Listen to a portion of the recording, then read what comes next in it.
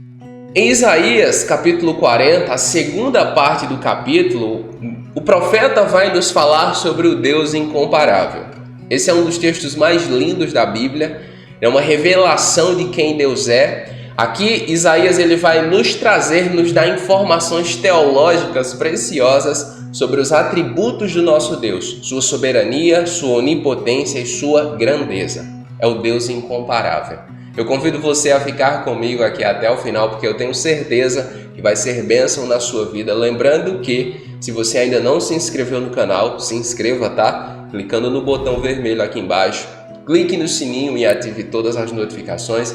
E não esqueça de deixar o like, o seu like ajuda demais na divulgação e vai fazer com que mais pessoas sejam alcançadas por essa mensagem. É uma forma de você pregar o Evangelho junto comigo. Você pode se tornar membro para ter acesso a conteúdo e gravações exclusivas. E se quiser ficar mais próximo, é só me seguir lá no Instagram, @DiegoNascimento316. Amém? Vamos lá, meus irmãos.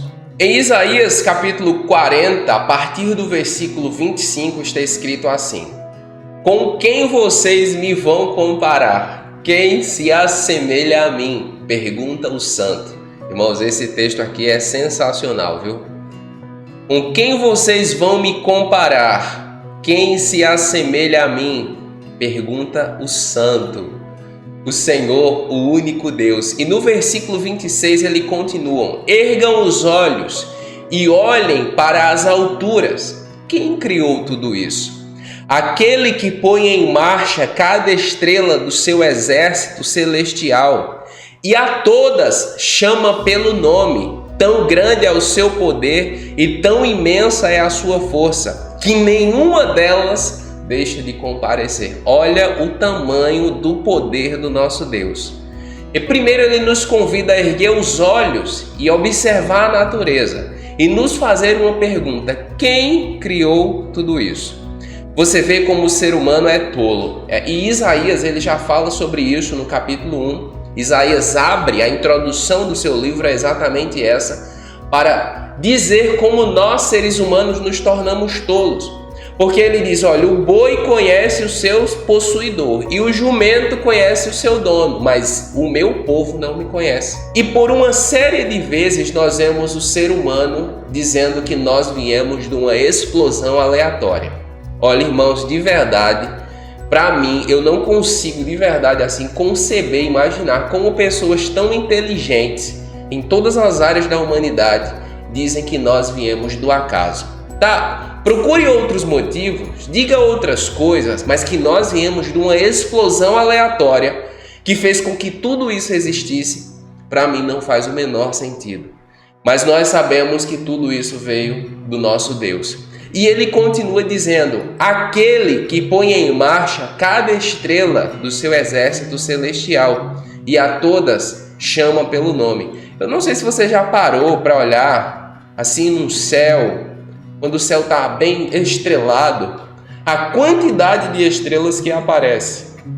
É muita estrela, são bilhões de estrelas.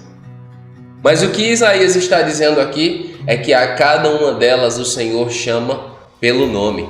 E o mais impressionante, tão grande é o seu poder e tão imensa é a sua força, nenhuma delas deixa de comparecer.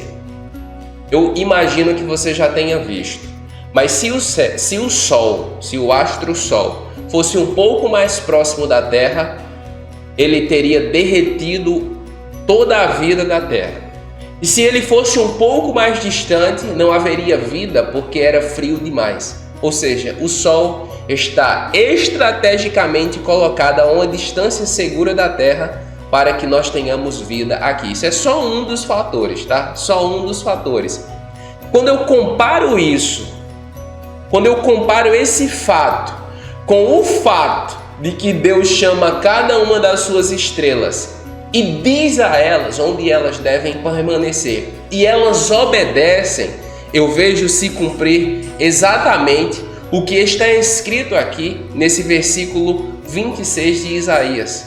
Quando Isaías diz, tão grande é o seu poder e tão imensa é a sua força, que nenhuma delas deixa de comparecer. A lua está aonde o Senhor Deus determinou que ela estivesse. E ela não vai sair de lá, até que ele determine que isso aconteça. O sol está exatamente aonde o Senhor determinou que ele estivesse. E ele não vai sair de lá, até que o Senhor determine que isso aconteça. Versículo 27. Por que você reclama, ó Jacó? Por que se queixa, ó Israel? O Senhor não se interessa pela minha situação. O meu Deus não considera a minha causa. Olha como é lindo esse texto. Ele vai dizer, olha, eu sou grande, eu chamo as estrelas pelo nome e elas vêm. E depois ele prossegue dizendo, Israel está se queixando, Israel está reclamando, dizendo que eu não me interesso pela situação dele. Quantas vezes nós não fazemos isso? Nós observamos a natureza, vemos um Senhor regente de todas as coisas, vemos que o sol, a lua, as estrelas, a natureza, tudo funciona pelo poder da sua palavra, mas ao olhar para a nossa própria vida, nós dizemos, Deus nos abandonou, Deus nos esqueceu, Deus não se interessa pela minha causa, o meu Deus não considera a minha causa. Quantas vezes nós não fazemos isso? Meus irmãos, o Senhor é soberano. E dentro do contexto que nós estamos estudando aqui em Isaías, a aflição deles era causada por suas más escolhas. A aflição deles era causada por sua desobediência a Deus, por seu distanciamento. A aflição deles era culpa deles. Mas aí eles dizem, Deus me abandonou. Olha isso, o ser humano, nós fazemos do mesmo jeito.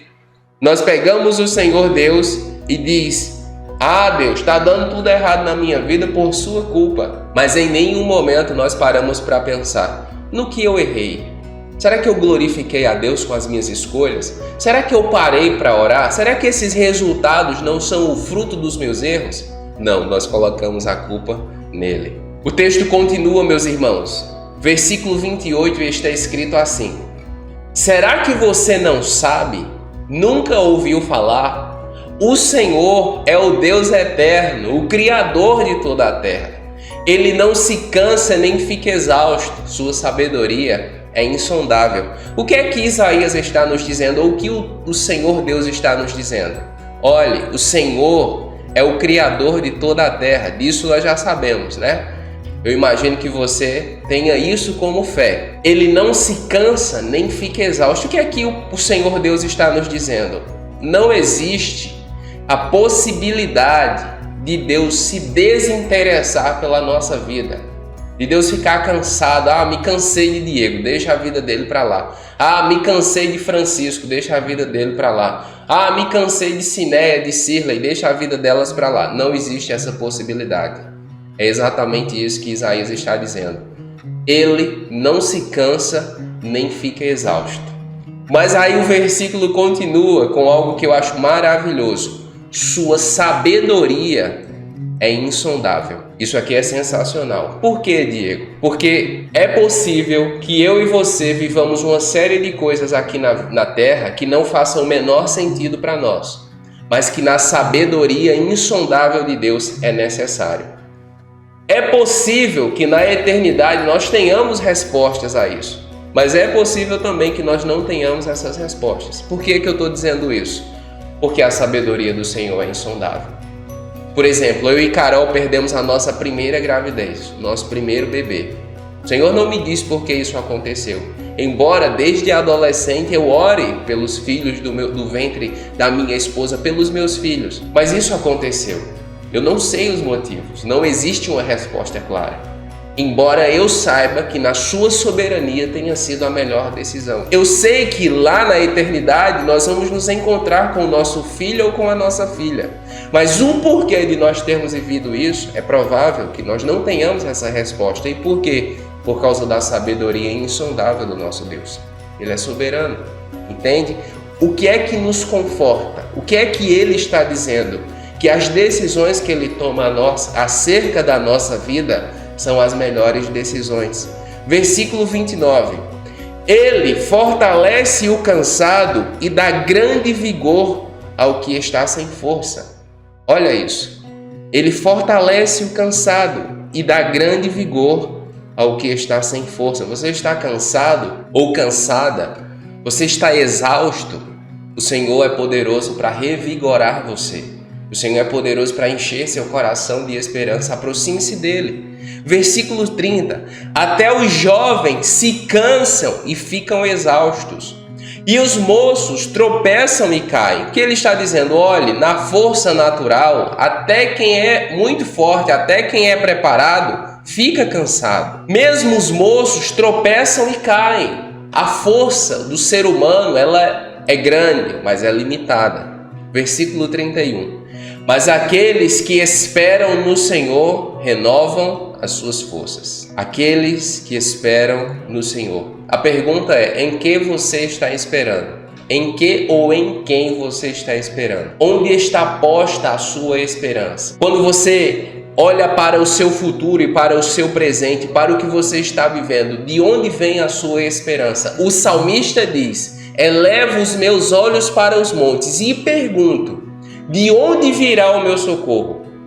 E ele consola a si mesmo dizendo: o meu socorro vem do Senhor, que fez os céus e a terra. É importante notar que o salmista ali tinha à sua disposição um exército. Ele tinha espada, escudos, lança, ele tinha pessoas à sua disposição. Mas ele diz: a minha segurança não está nisso, a minha segurança está no Senhor. É importante que você esteja esperando no Senhor, que eu esteja esperando no Senhor.